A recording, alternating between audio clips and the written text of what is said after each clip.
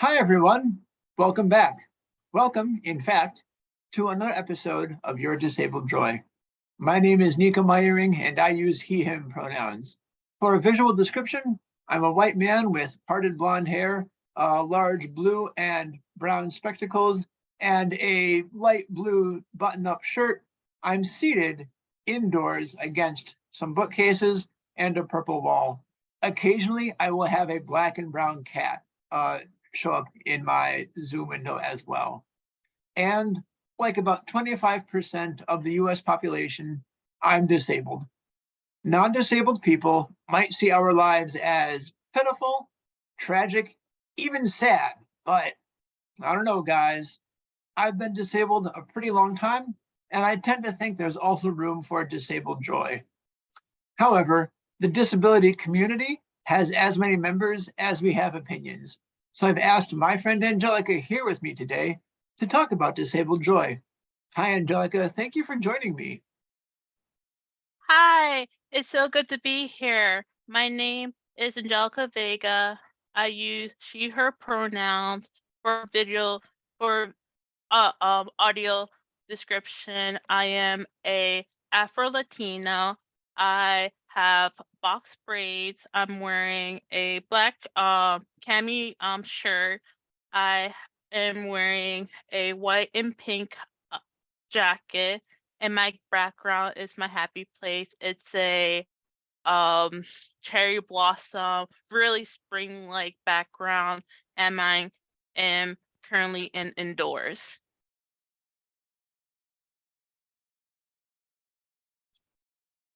Apologies, I've been muted. Thank you, Angelica. That was excellent. I'm so thankful that you take the time to come and hang out and do this video series with me.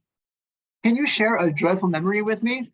It could have to do with your disability or your diagnostic journey, or it could be totally separate.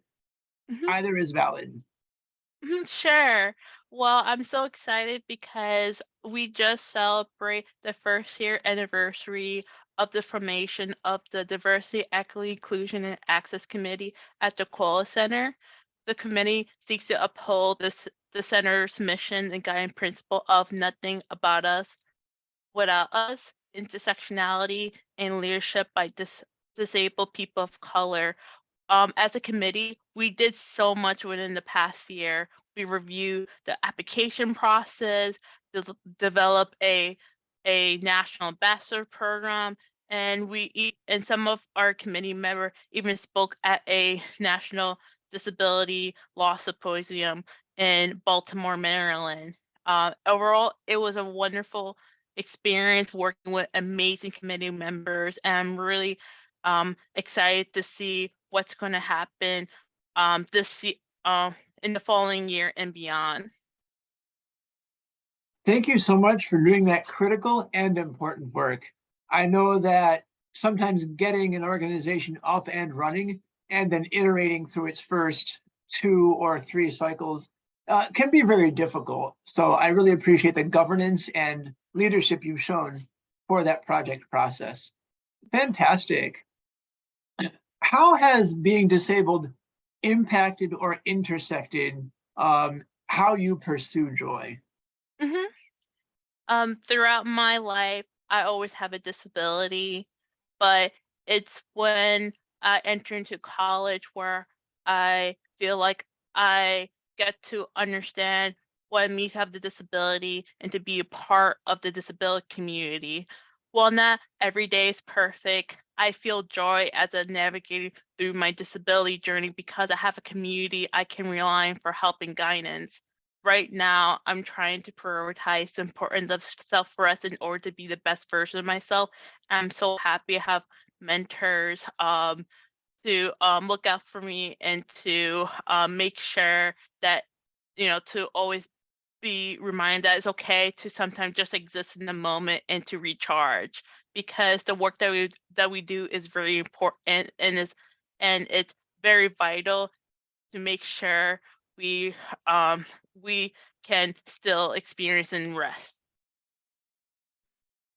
Thank you, Angelica. I think it's a very valuable reminder. I say this because so a lot of times we do get that advice to like just be or just live in the moment or whatever other phrases you want to use.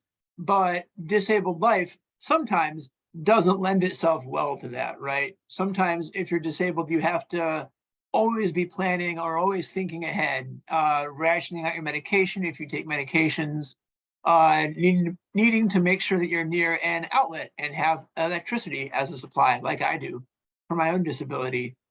So yes, I can recognize how self-care is like a muscle, right? It gets easier and stronger the more you use it. Yeah, Thank you for that answer. Yeah, go yeah, ahead.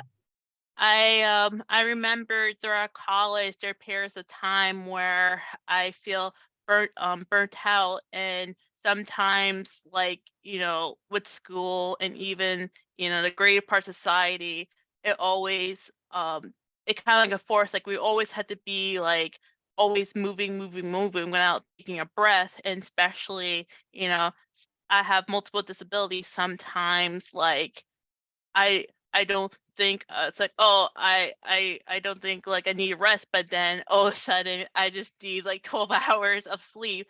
So, I'm not every day is perfect, but I'm trying to make sure that rest is a priority because I definitely want to improve and do the best work I can.